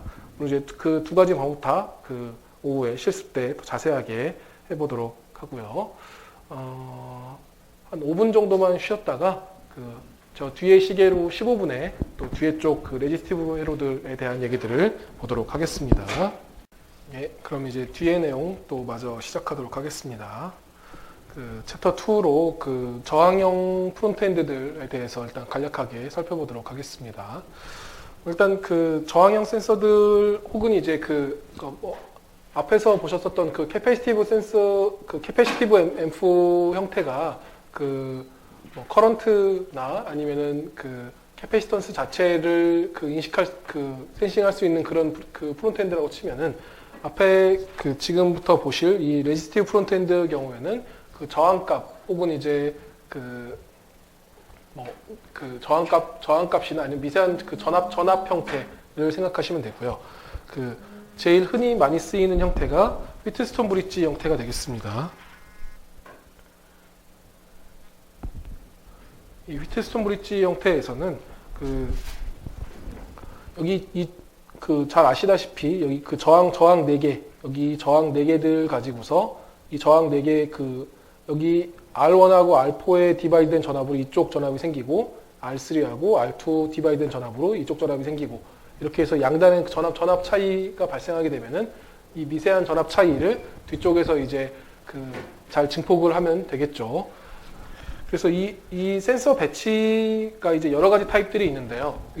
우선은 이 브릿지 형태로 구현했을 때 어떤 외부 요인으로 인해 저항값이 변하는 게 저항이 하나만 변한다라고 할 때에는 한쪽은 그냥 레퍼런스 저항 2개를 써가지고 고정된 전압을 만들어 놓고 한쪽은 이제 R 플러스 델타 R 분의 R 플러스 델타 R로 해가지고 이쪽은 신호가 변하고 이쪽은 고정돼 있고 그래서 양단의 전압 차이를 인식하는 방법이 있고요.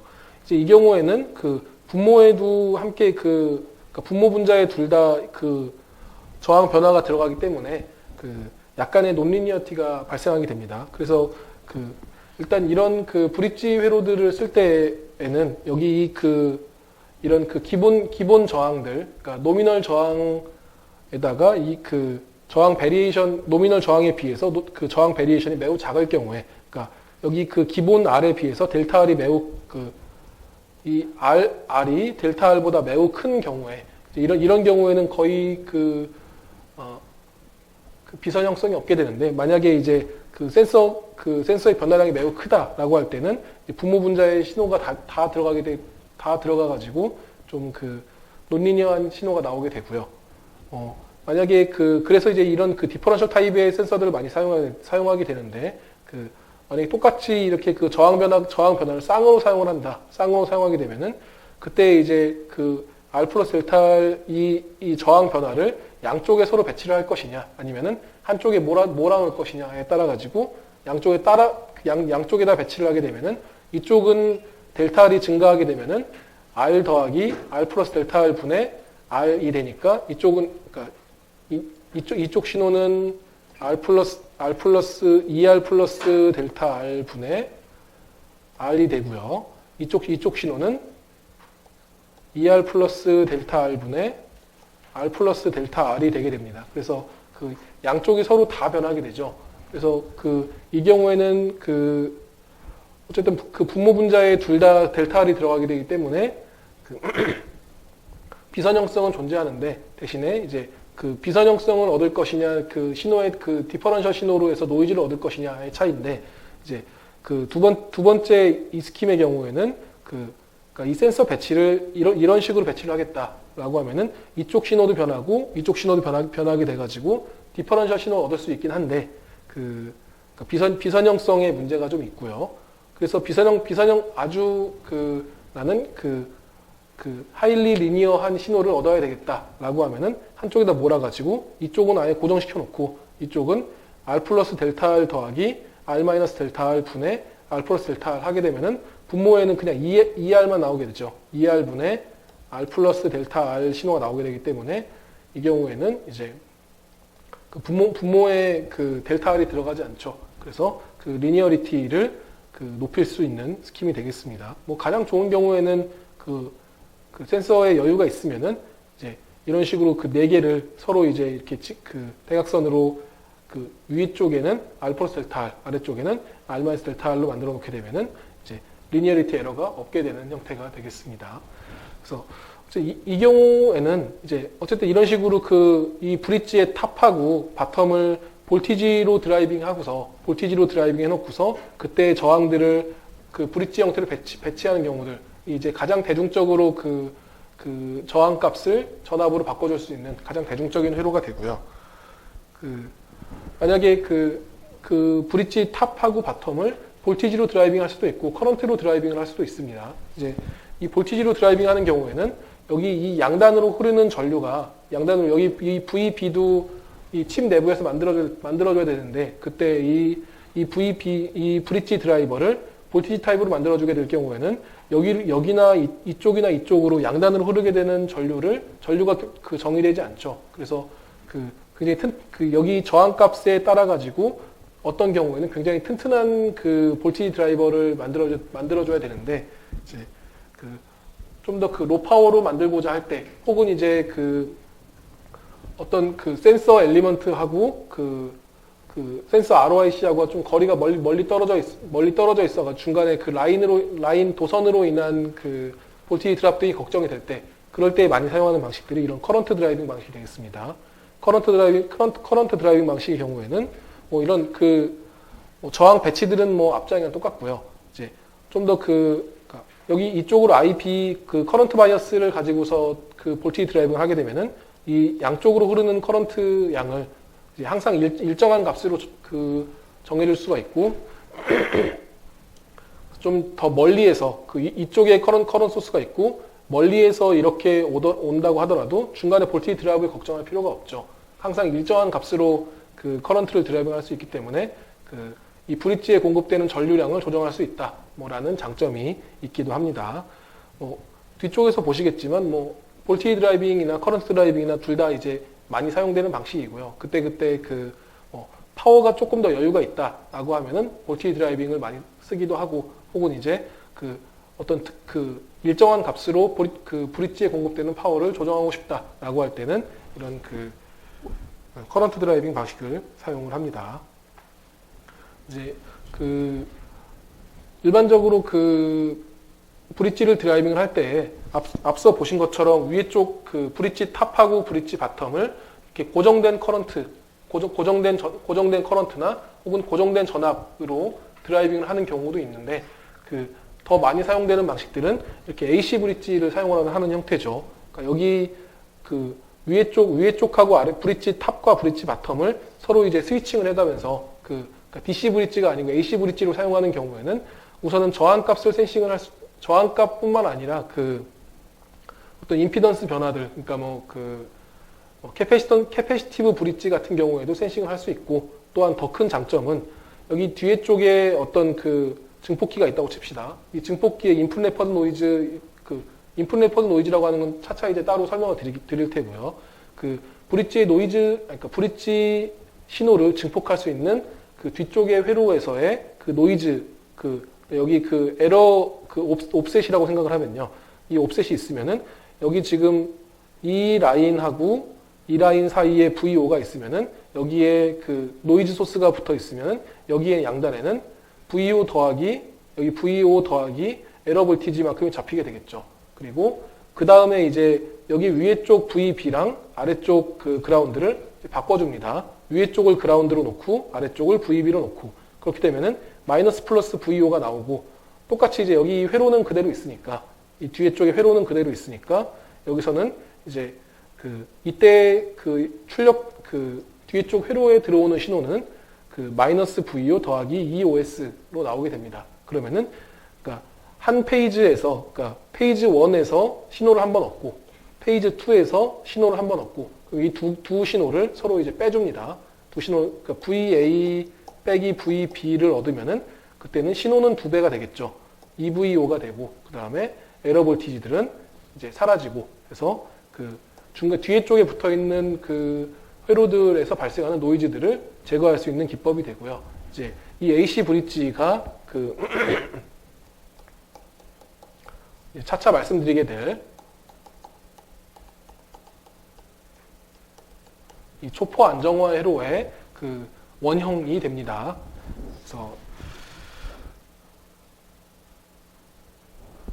AC 브릿지는 흔히들 이제 간단하게는 이렇게 만들면 되고요. 여기 V1, V2하고 V3, V4를 서로 이제 논 오버래핑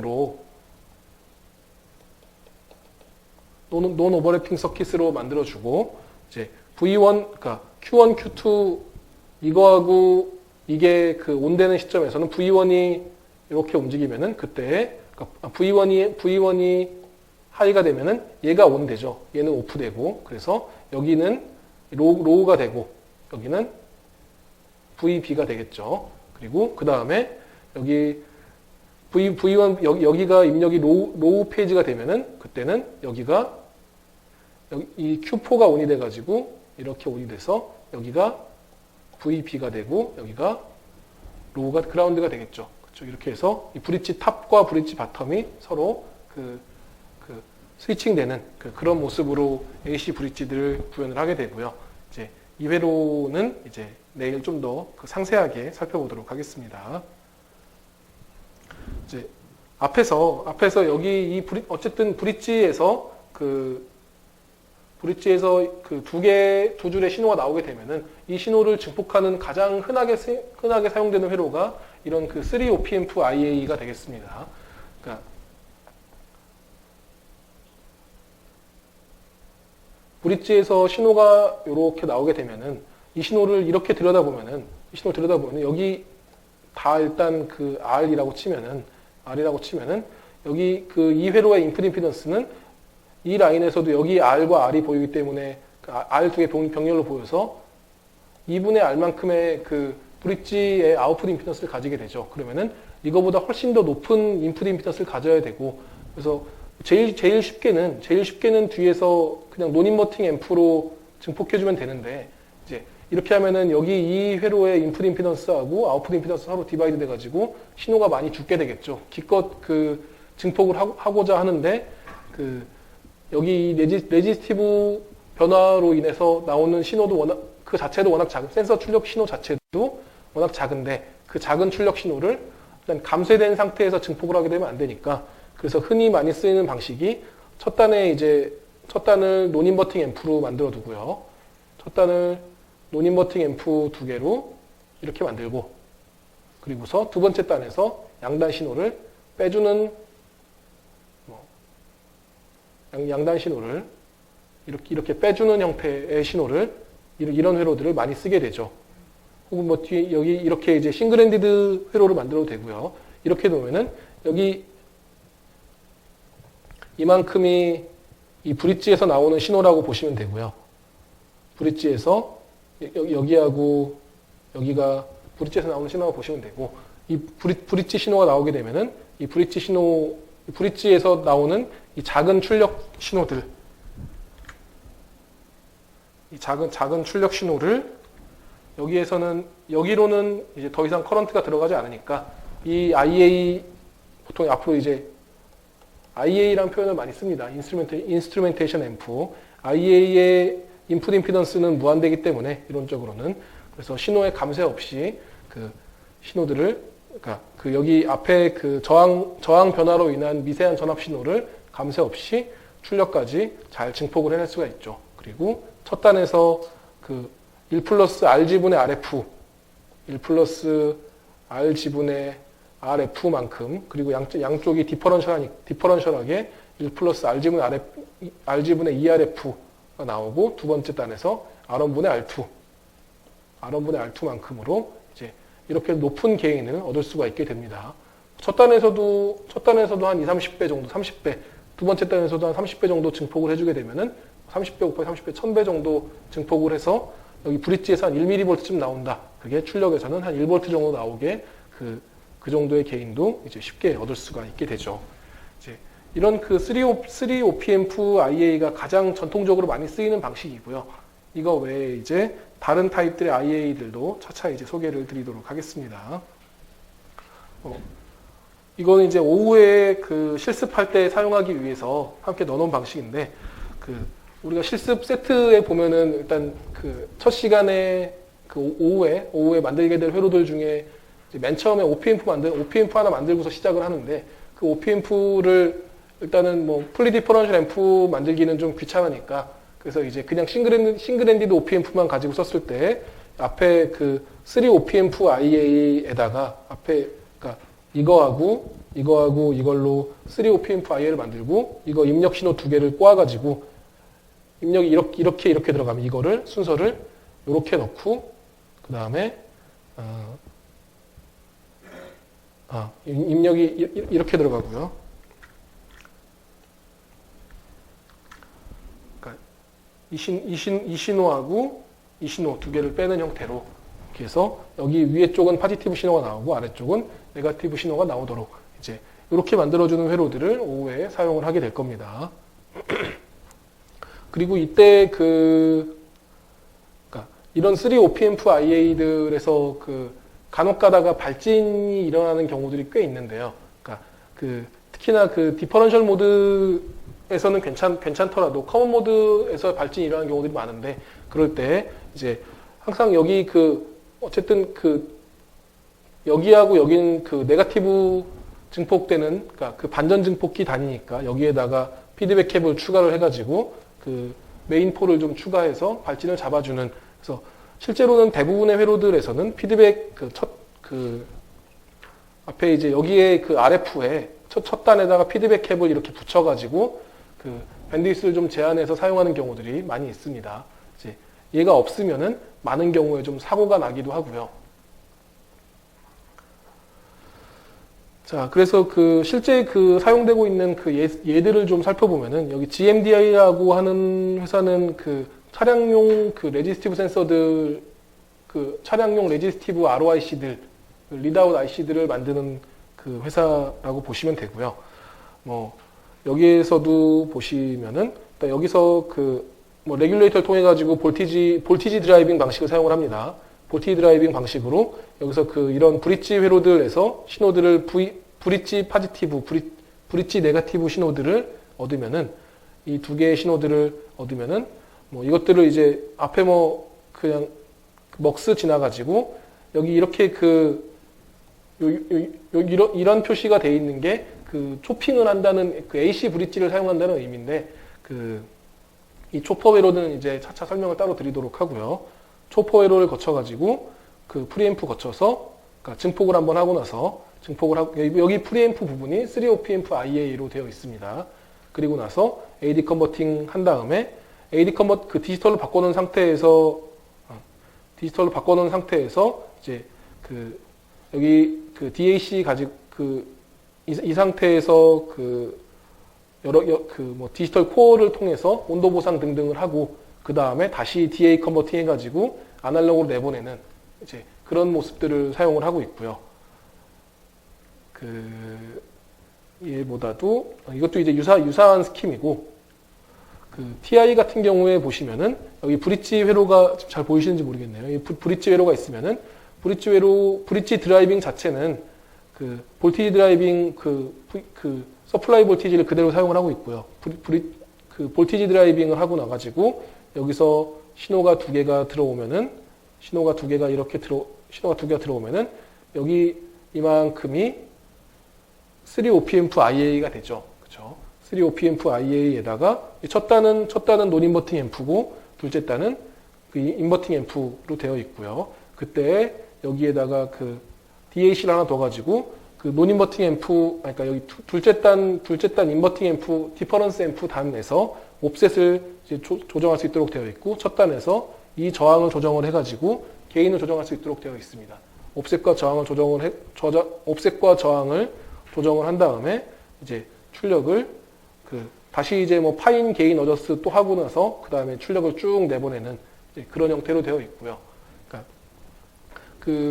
레지스티브 센서들 혹은 어쨌든 ROIC들을 보면은 크게는 한 세 가지 정도의 스킴들이 있는데, 어쨌든 옵셋과 게인도 조정을 해야 되고 온도 보상도 해야 되는데, 이제 온도 보상을 그냥 퍼스트 오더 정도에서 1차적으로만 보상을 하겠다라고 해서 정말 이제 아날로그 장인들이 만드는 그런 풀리 아날로그하게 회로들을 조정하는 경우들이 있고, 혹은 아니면은 앞에서 보신 이런 것처럼 이제 첫 단에서 아날로그 증폭한 다음에 AD 컨버팅 하고서 그 상태에서 이제 여기 CMC는 여기서는 이제 캘리브레이션 마이크로 컨트롤러라고 부르는데, 캘리브레이션 하고 나가지고 보통 룩업 테이블 등등으로 이제 복잡한 온도 보상 등을 수행을 합니다. 어떤 알고리즘에 의해서 수행을 하고서 다시 DA 컨버팅해서 내보내는 경우들, 혹은 이제 보상하고 나서 신호를 그냥 쓰는 경우, 디지털로 쓰는 경우들도 있고요. 혹은 이제 아날로그 체인이 있는데, 아날로그 체인이 디지털리 어시리티드 아날로그 형태로 이제 그러니까 퓨어 아날로그로 옵셋과 게인 온도 보상을 수행하는 경우, 혹은 이제 아날로그 체인이 디지털리 컨트롤드 되는 경우, 혹은 중간에 아날로그 신호가 디지털로 넘어갔다가 다시 아날로그 내려오는 경우, 이제 그런 그 세 가지 타입들의 그 형식들이 많이 사용이 되고 있습니다. 이 경우를 보시면은 여기 앞에 여기하고 여기 이 두 신호에서 이제 브릿지 신호들이 나오게 되고요. 브릿지 신호들이 나오게 되면은 이 신호가 여기서 3OPMF IA를 거쳐가지고 여기 이 양단에 여기 이렇게가 아니죠. 여기하고 여기죠. 여기는 서플라이 전압이고 여기서 신호가 이제 들어오게 이 신호를 충분히 증폭을 하게 되고요. 이때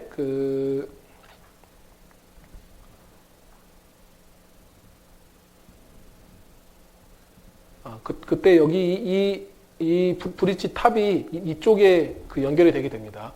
브릿지 탑이 이쪽에 연결이 되게 되는데 그때 여기 이 브릿지 탑 신호를 이쪽에서 이제 온도 센서를 이용을 해서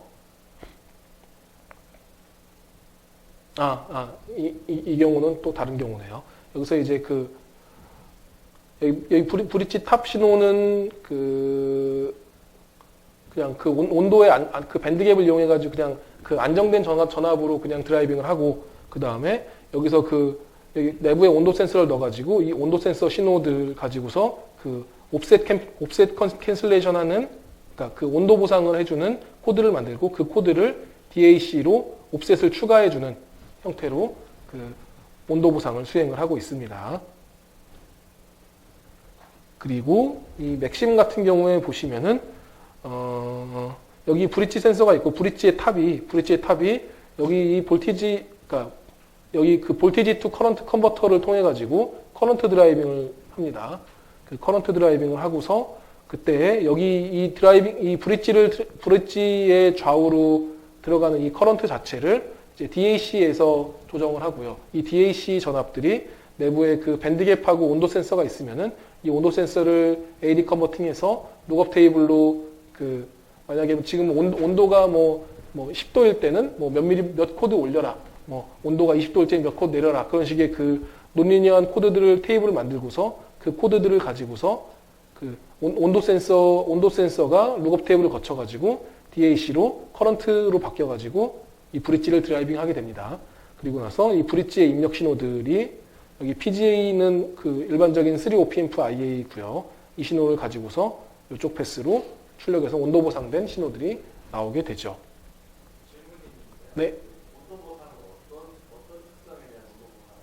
여기 그러니까 보통은 이제 이 시스템 전체에 대한 온도 보상인데요. 보통은 여기 제일 도미넌트한 부분들은 앞에 여기 브릿지 쪽에서의 온도 특성이 제일 크고요. 그 다음에 여기 이 뒤에 쪽 이 증폭기 이 증폭기도 앞에서 보시면은 여기 이 저항분의 저항으로 개인이 정해지기 때문에 이 저항분의 저항이어서 많이 상쇄되긴 하는데 그래도 여기 이 RG보다 RF가 더 크게 되면 이 RF 쪽의 온도 특성들이 고스란히 반영이 되고요. 그러면 만약에 그래서 여기 전체 시스템에서 만약에 X축이 온도고 Y축이 D 아웃이었다. 디지털 코드가 나오면은 이게 캘리브레이션 전에는 이런 식으로 온도 특성이 나오게 되면은 이것들을 이제 온도 몇 도일 때는 실제 원하는 온도 특성은 이렇게 나오는 걸 원한다고 치면요. 그러면은 이제 이 전체적인 최종 출력을 봐가지고 최종 출력상에서 이 룩업 테이블 상에서는 지금 온도가 몇 도일 때는 지금 코드가 낮으니까 이거를 이만큼 올려라. 여기 있을 때는 이만큼 올려라. 여기 있을 때 이만큼 내려라라고 하는 것들을 이제 온도 보상을 하게 되는 겁니다. 그러니까 브릿지 자체 이 센서 엘리먼트 자체의 온도 특성하고 이 양단에서 나오는 미세한 전압을 증폭했을 때 이 뒤쪽 회로들에서의 온도 특성을 함께 이제 최종 출력에서 보고서 이 논리니어 커브들을 이 테이블에 집어넣어 놓게 되는 거죠.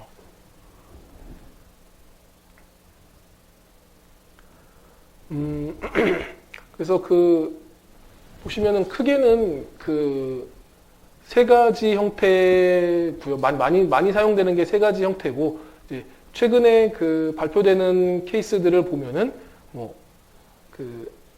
대부분의 경우에 이제 시그마 델타, 그러니까 칩, 온칩 온도 센서 더하기 시그마 델타 더하기 룩업 테이블, 이게 이제 그 보기에는 제일 멋있고 그래서 그 제일 많이 사용되는 방식이고요. 또 생각보다 커런트도 그렇게 많이 사용되지 않아가지고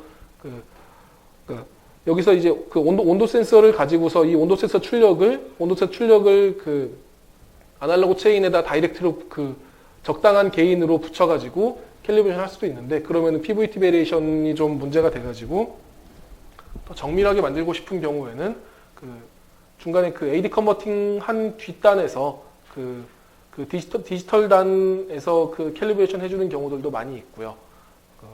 어쨌든 여전히 그 퓨어 아날로그하게 그 저항 값을 전압으로 혹은 디지털 값으로 바꿔주는 경우들이 있고, 혹은 이제 그 디지털리 어시스티드 아날로그 타입들 내지는 그 룩업 테이블을 이용하는 형태들, 이제 그런 타입들이 최근에 그 센서 인터페이스 회로들에서는 많이 보이고 있습니다. 그리고 논문들도 많이 나오고 제품들도 예전에 비해서 굉장히 많이 늘었는데요. TI, ST, 맥심, ADI 정도에서 이제 프리스케일도 많이 나오고 있고요. 네. 그 정도에서 그 제품들도 정말 많이 있고, 그 이제 어플리케이션별로 이런 그 브릿지 타입의 회로들도 그 헬스케어 용도로 많이 사용되고 있어가지고 요즘에는 체중 내지는 체지방 같은 것들 잴 때 그 TI 쪽에서 이런 솔루션들을 많이 내놓고 있고요. 어쨌든 그 관련된 그 제품들 또 그 블록 다이어그램 및 그 회로 수준에서 공개된 자료들이 굉장히 많이 있습니다. 좀만 찾아보시면 그러면은 그 최근 그 동향들을 좀 파악하시는데 도움이 될 듯합니다.